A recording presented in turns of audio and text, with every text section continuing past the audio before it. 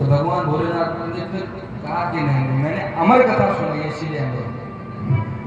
अच्छा बोले तुम्हारे पास तो दवाई वो रखी है, फ्री में नहीं, अगर दवाई दे देते पहले ही तो हम अमर नहीं हो जाते।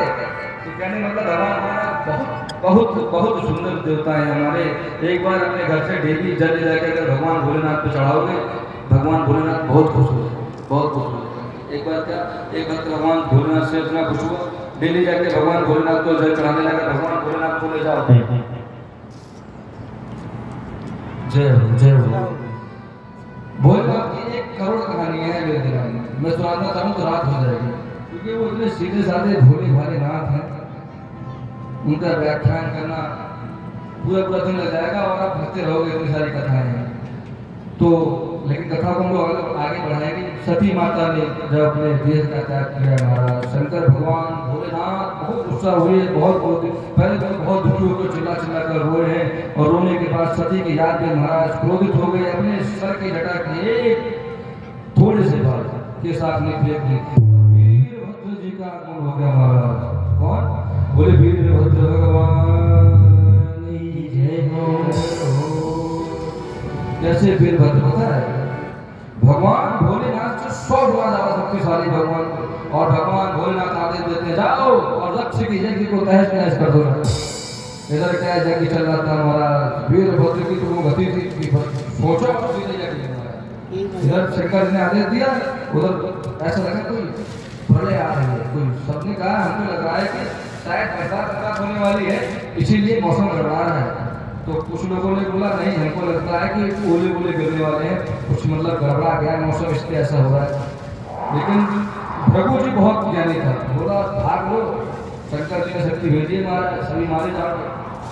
जितनी देर में बात ये करते उतनी देर में क्या आगे सबको तहस नहस कर दिया महाराज। जितने संत महात्मा देवता वेवता थे सबको मार के फेंक दिया, और उसके बाद दक्ष के पास जाके महाराज दक्ष की गर्दन पकड़ कर एक हाथ से तोड़कर मोड़ के फेंक के और यज्ञ लगा दिया।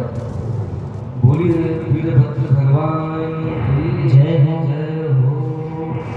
जितने संत महात्मा वहां गए थे उनकी तरफ से, मतलब जब आप गलत आदमी के पक्ष में जाओगे तो अच्छा आदमी आपकी मदद नहीं करेगा, समझ लीजिएगा।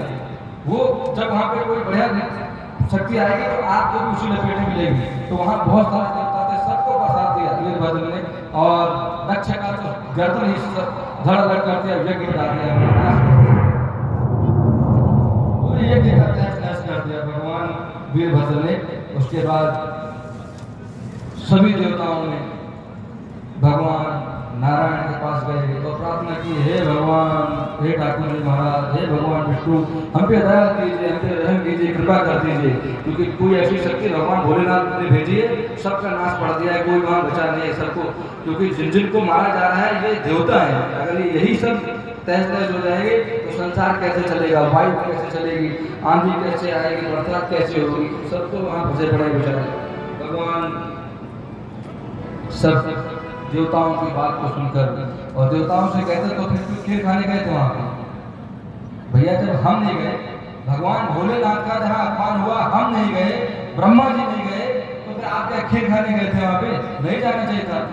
भगवान नहीं गए थे, भगवान विष्णु, क्योंकि उनको मालूम था जिस यज्ञ में भगवान भोलेनाथ का अपमान हुआ है वहां जाना शुभ नहीं है। भगवान विष्णु नहीं गए थे, और वो उसके बाद में परमात्मा विष्णु ने सबकी सहायता की और भगवान भोलेनाथ से आकर प्रार्थना की है, बार बार सतत प्रयास करके बार बार प्रार्थना किए, और प्रार्थना करने के बाद भगवान भोलेनाथ प्रसन्न हुए, और प्रसन्न होने के बाद यज्ञ में आके महाराज सबके प्रार्थना करने के बाद प्रजापति दक्ष को बकरे का सर काट कर लगा दिया जाता है, जिससे कि प्रजापति दक्ष जीवित हो जाता है, और जीवित होने के बाद सीधे हाथ पैरों के बल भगवान भोलेनाथ के पैरों में गिर पड़ता है।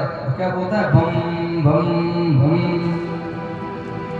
शंकर जी के मंदिर पे चढ़ाने जाइए तो बम बम बम जरूर बोलिए, क्यों? ऐसे बकरा बोलता है, और बकरा पता कौन है?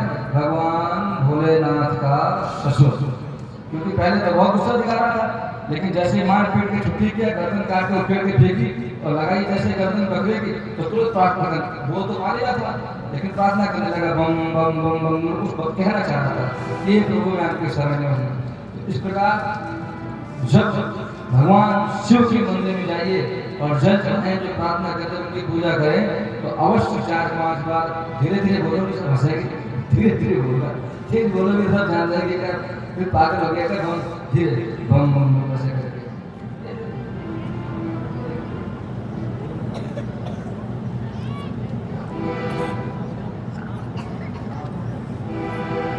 और भगवान की प्रार्थना करते रहना चाहिए। ऐसा एक बात होता है, वो जब यज्ञ